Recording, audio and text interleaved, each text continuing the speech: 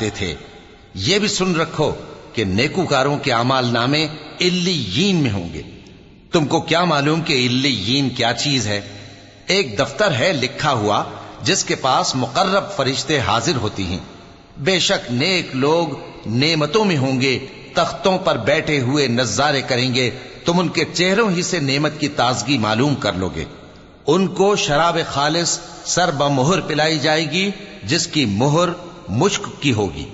تو نعمتوں کے لیے ریس کرنے والوں کو چاہیے کہ اسی کی ریس کریں، اور اس میں آب تسنیم کی آمیزش ہوگی۔ وہ ایک چشمہ ہے جس میں سے اللہ کے مقرب پیئیں گے۔ جو گناہگار یعنی کفار ہیں وہ دنیا میں مومنوں سے ہنسی کیا کرتے تھے۔ وَإِذَا مَرُّوا بِهِمْ يَتَغَامَزُونَ وَإِذَا انقَلَبُوا إِلَىٰ أَهْلِهِمْ انقَلَبُوا فَكِهِينَ